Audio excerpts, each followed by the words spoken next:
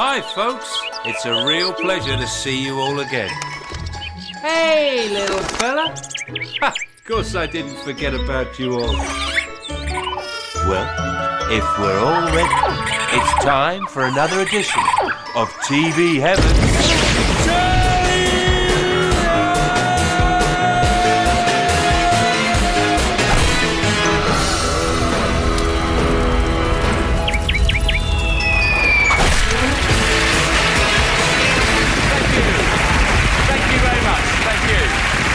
Hello, I'm Sean Locke, and welcome to TV Heaven, Telly Hey! I knew it'd catch on. Joining me tonight is a man who's going to tell us what he loves and hates about television. He's worked alongside Robert Redford, Brad Pitt, Russell Crowe and Johnny Depp. Please welcome one of our most successful actors, stroke comedians, Omid Djalili.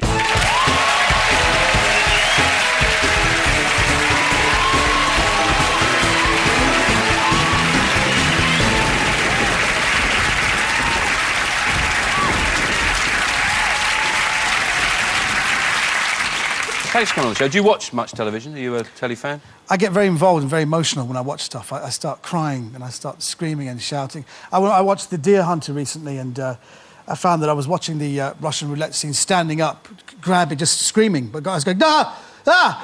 But I realised I kind of react the same way when I watch Star Trek. So, right.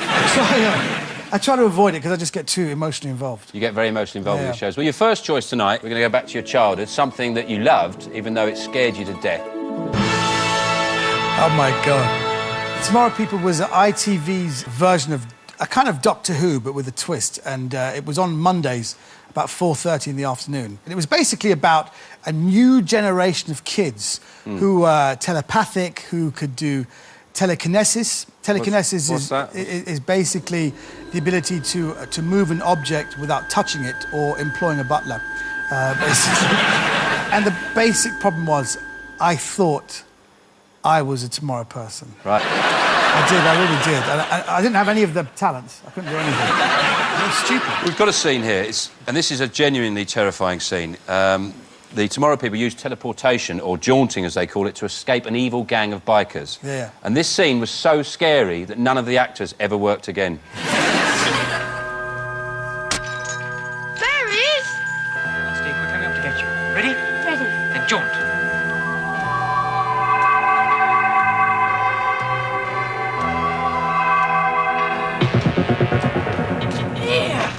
Grab the door! Big Stephen outside!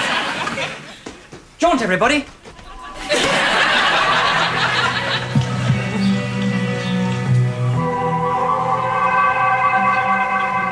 Hey! Jetty on the lake, Stephen. Run for it. Run on!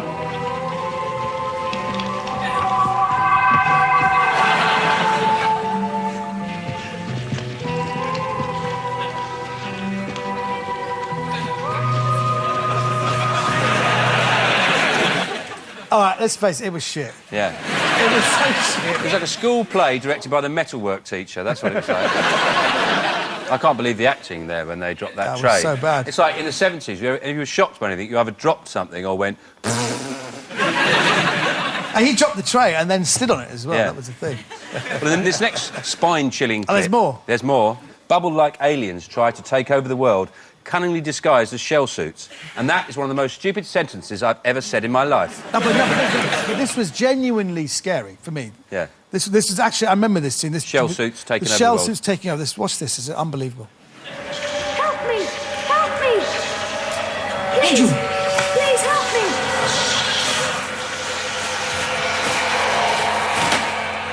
Andrew, are you all right? You must obey me. Master! Obey me. Master, I obey. Mike, no, don't let it control you. Invade. Invade! Mike! Invade! Invade. What happened? I think the shell suit was up for a Best Acting nomination. Yeah. Were you scared by that, or did you cry? At the time, no, come on, for an 8-year-old kid, attacking shell suits. And they were They were taking over the world as well. Because you heard, because there was news coverage, the shell suits have taken over in Moscow, Kabul, and Helsinki. It was a global problem. When did you face up to the fact that you weren't a Tomorrow person? Well, that's the whole thing. I thought I was a Tomorrow person because I was 9 and I already grew pubes. I was so quick to puberty. I thought... I was 9, I thought I must be Tomorrow. I got a massive bush flying out. I must be a Tomorrow person. I've got hairs on my back and everything. I'm a Tomorrow person. It's terrible. Were you one of those hairy boys? Very hairy. I was the opposite. I had nothing. Nothing at all. I had a penis, obviously. I used to come out the showers when I was 13 and people say, it's a nice suit. I look the way I do now. Have you got the all over? I have, all over. Andy. And actually, my wife finds it repulsive. She finds it repulsive? She finds it repulsive, yeah. What do you wear? Do you wear a special love suit? Just coming, darling.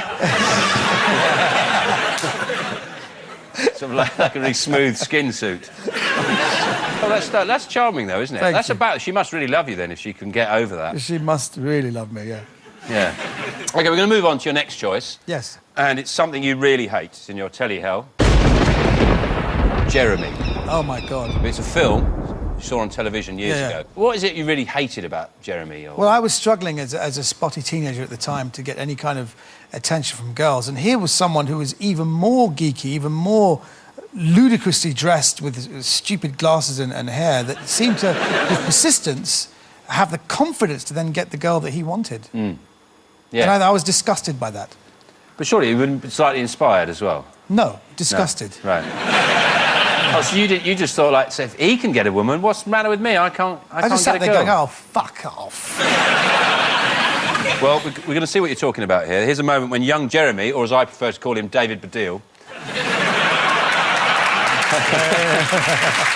meets the lovely Susan for the very first time.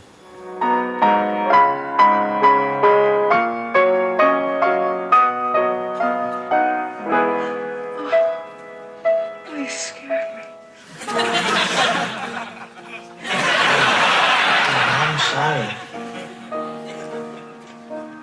What are you doing here?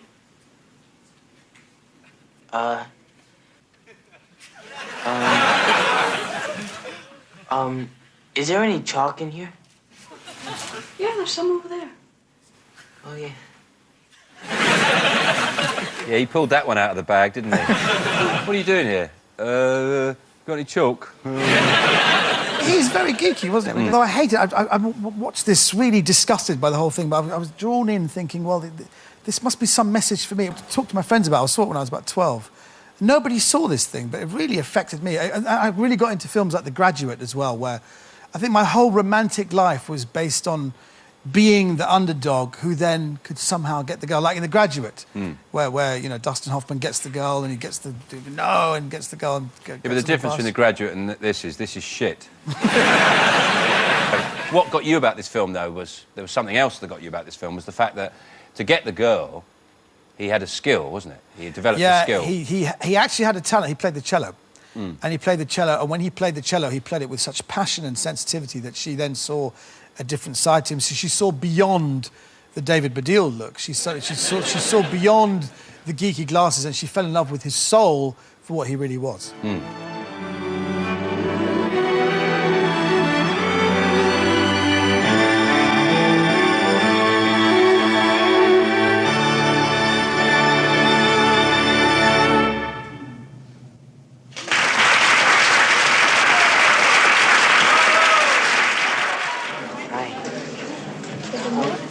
I loved your playing. Gee, thanks a lot. I'm Susan Rollins. Yeah, I know.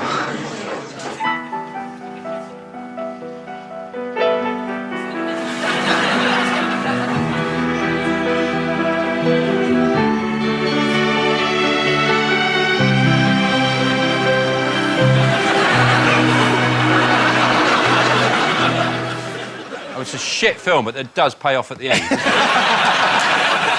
He won her with his cello playing. Did you try and learn the cello then? No, I didn't know the I tried all kinds of things, but bongos was probably the only thing I could play. I used to pretend I was from Brazil. I used to play some samba kind of rhythms with a kind of headband, someone's tie around my head, and that was it. But it was shit, really. Nothing really happened. Just makes you like a show-off. I mean, were you walking around with your bongos around your neck? You know, like those buskers who've got like a harmonica on a thing? Well, do you know what I used to do? I know. Omid's here. I used to make rhythms with my mouth. I used to go that.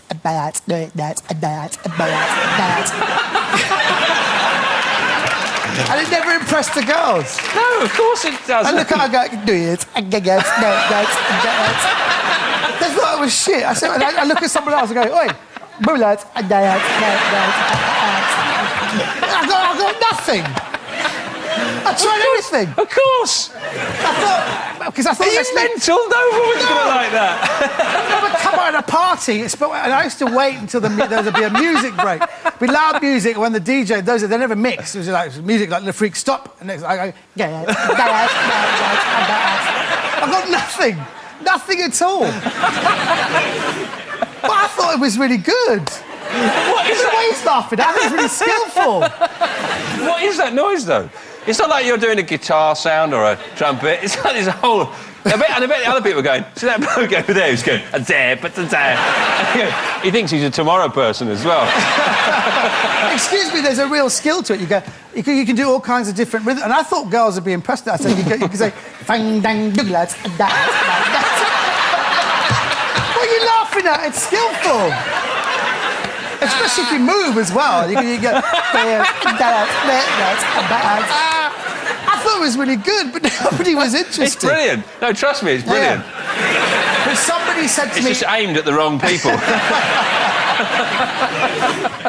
But someone said it'd be really good. Someone said it'd be really good if you took that kind of mouth-beating, bizarre thing you do with your mouth... And fucked off.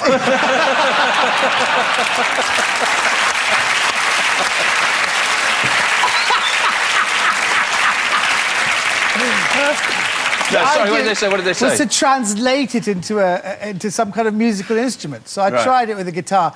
It didn't work. So bongos was the only... Get the violin.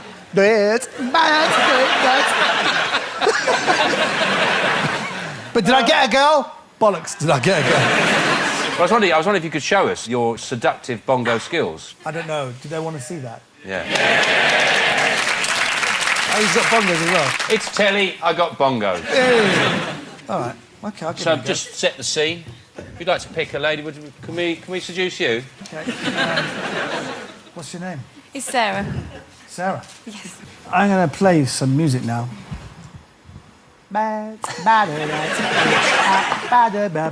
Do it.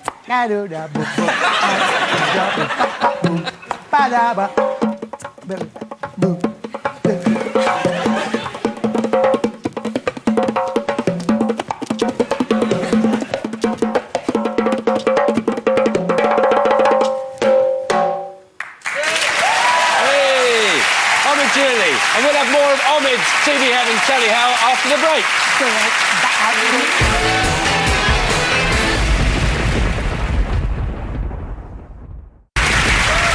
Welcome back to TV Heaven Telly How. Tonight, sharing all that he loves and hates about television is comedian Omid Djalili.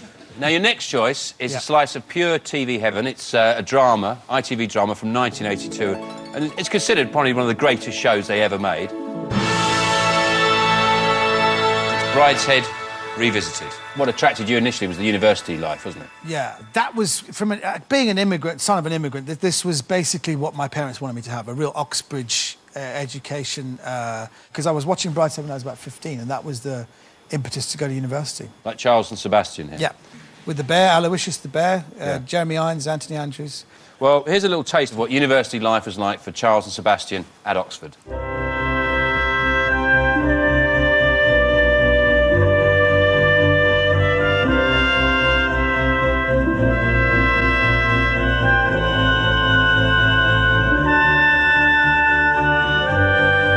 Ought we to be drunk every night? Yes. I think we should.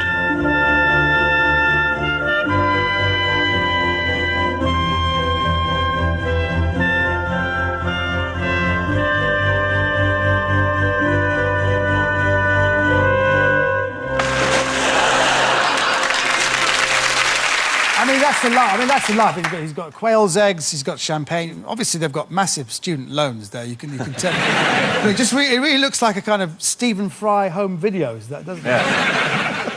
I like the idea of students like that, and in their fridge they've got Sebastian's lobster. Keep off. And also, I ended up at a really crap university. I ended up at the university which out of 54 universities was ranked number 60.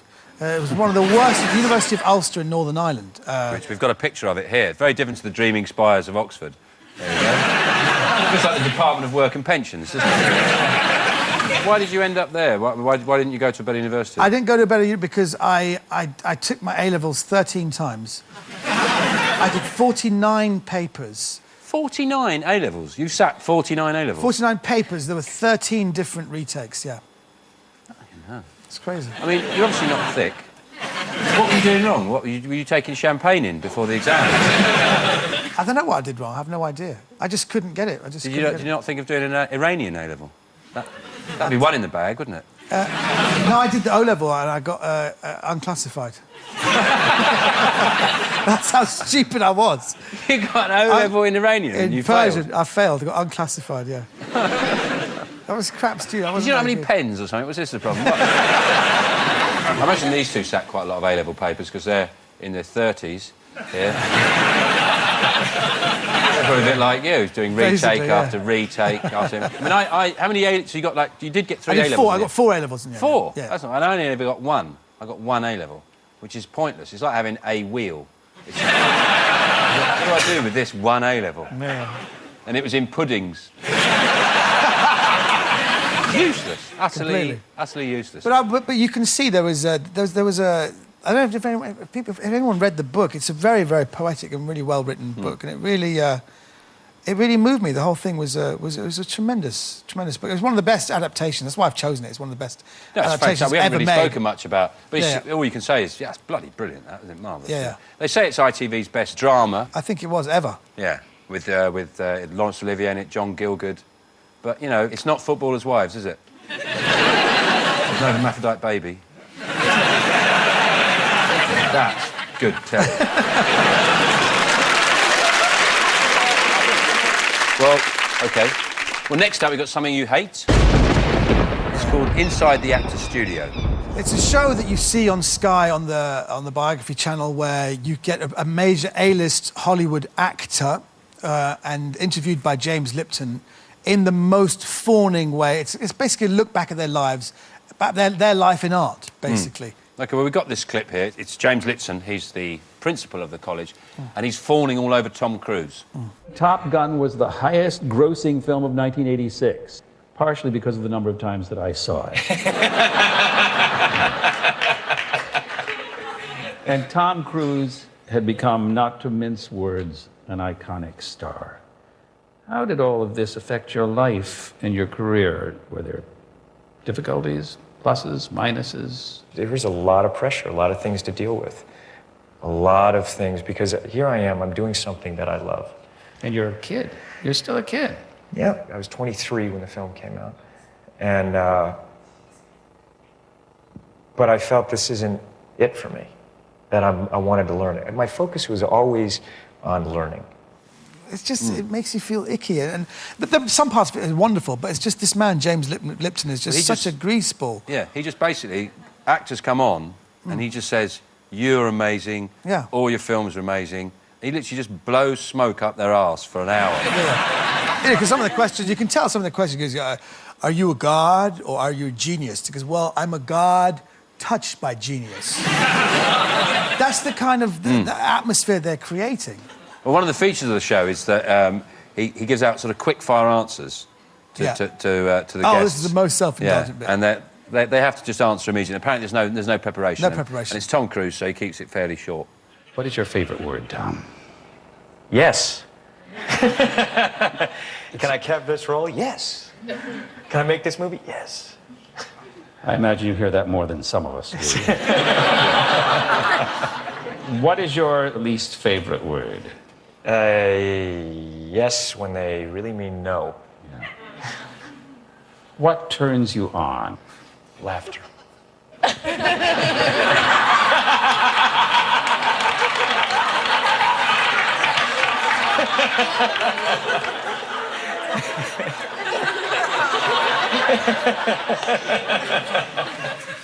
Oh, what turns you on? Laughter.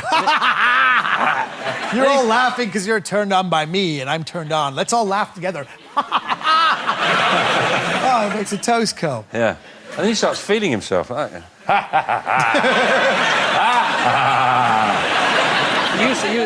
You hang around with big Hollywood stars like this, don't you? I mean, you made Spy Game in Marrakesh with Robert Redford and Brad Pitt. Yeah, they're good people. I mean, they're all very down to earth. The ones I've met, anyway, they were extremely.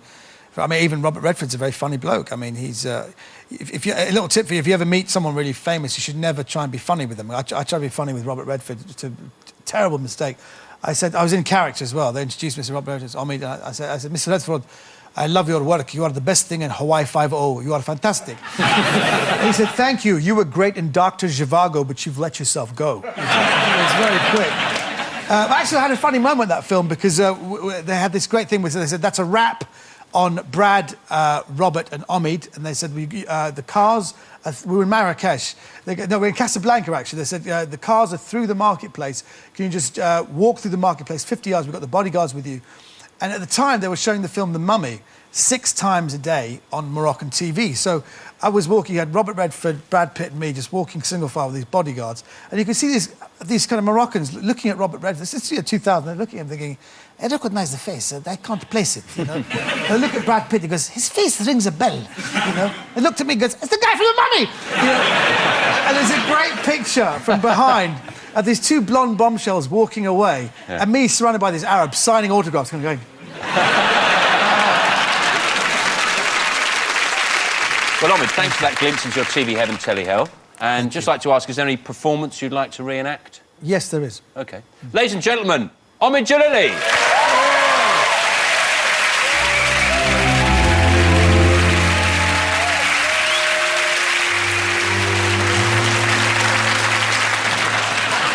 Hello, I'm James Lipton, and tonight my guest is a wonderful actor and a wonderful man. Please welcome Tom Cruise.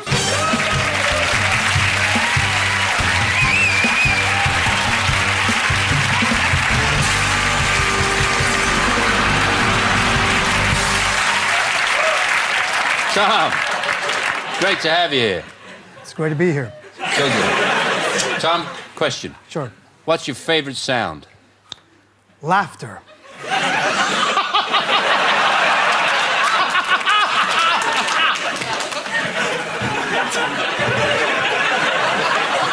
Now, we all agree Tom Selleck is a 10. How'd you score your own acting? 8. Oh, that's interesting, because it's out of 20.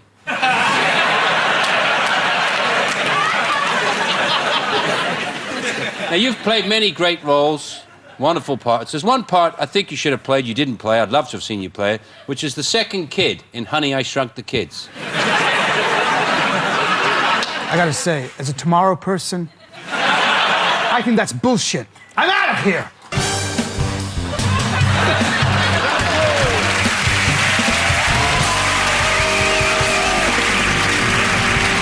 Hey, Tom, you ever heard of an actor, Omid Djalili? Him? He's an asshole. My balls are killing me. Get me out of this.